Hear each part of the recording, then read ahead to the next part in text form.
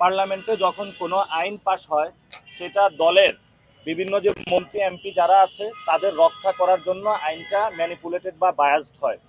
ফলত সেখানে আমরা প্রস্তাবনা করেছিলাম যিনি প্রধানমন্ত্রী হবেন উনি দলীয় প্রধান হবেন না, অর্থাৎ দল আলাদা থাকবে, সরকার আলাদা থাকবে এবং বিচার বিভাগ আলাদা কাজ করবে, অর্থাৎ উনি বিচার বিভাগের উপরে কোনো ইনফ্লুয়েন্স বা প্রভাব বিস্তার করবেন না।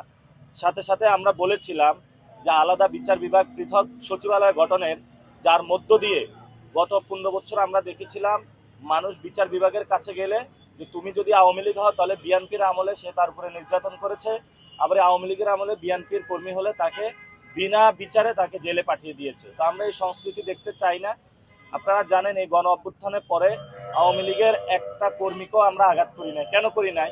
কারণ আমরা বিচারে বিশ্বাসী। বিচারে বিশ্বাসী হওয়ার কারণে ট্রাইব্যুনাল গঠন হয়েছে, ট্রাইব্যুনাল অ্যাক্টে শেখ হাসিনার ফাঁসি হয়েছে। আমরা এই সরকারকে আহ্বান জানাবো দ্রুত গতিতে শেখ হাসিনাকে বাংলাদেশে ফিরিয়ে এনে ভারত সরকারের সাথে ডিপ্লোম্যাটিক রিলেশন বিল্ড আপ করে শেখ হাসিনা যে ফাঁসির রায় হয়েছে তা দ্রুত বাস্তবায়ন করার জন্য।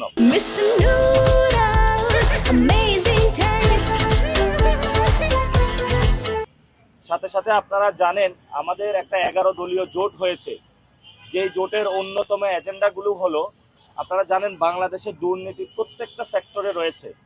তো আমাদের প্রস্তাবনা হচ্ছে যদি আমরা যে যে সেক্টরগুলা, গভর্নমেন্ট অফিসগুলা রয়েছে এগুলা যদি ডিজিটালাইজেশন করতে পারি তাহলে অফিসে যাওয়ার পরে একজনে যে দুর্নীতির টাকা চেয়ে বসে সেটা থেকে আমরা মুক্তি পাবো।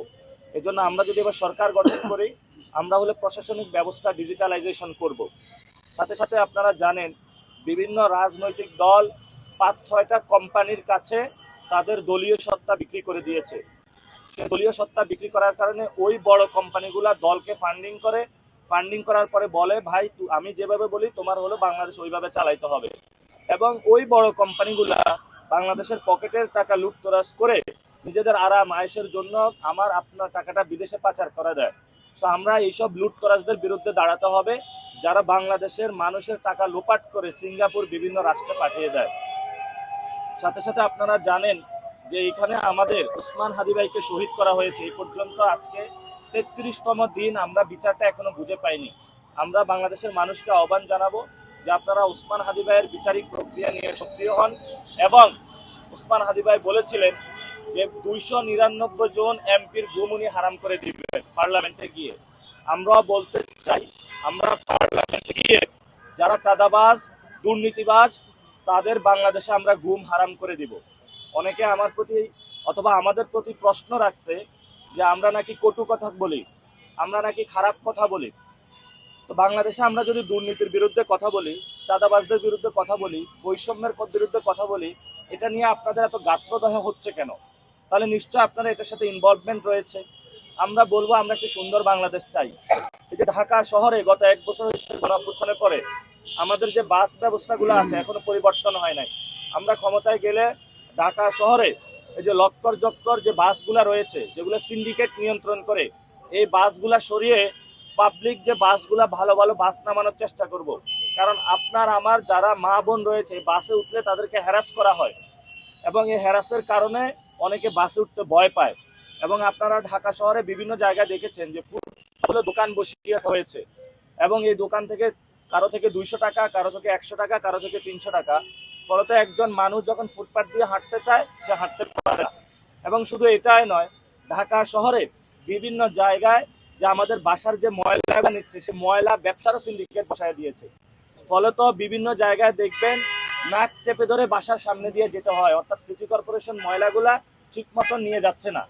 তা আমরা আপনাদের জনগণকে আহ্বান জানাবো যেই সব চাঁদাবাজ, দখলবাজ এই ময়লা ব্যবসার সাথে ইনভলভ হয়ে জনভোগান্তি সৃষ্টি করছে, আপনারা প্লিজ বাসা থেকে বের হয়ে ময়লাগুলা ওইসব চাঁদাবাজদের বাসার সামনে রেখে চলে আসবেন। তাদেরকে উচিত শিক্ষা দেওয়া প্রয়োজন। কারণ আপনার যদি বর্জ্য ব্যবস্থাপনা ঢাকা শহরে ঠিক না থাকে তাহলে আমাদের জনজীবন যেটা রয়েছে সেটা ব্যাহত হবে।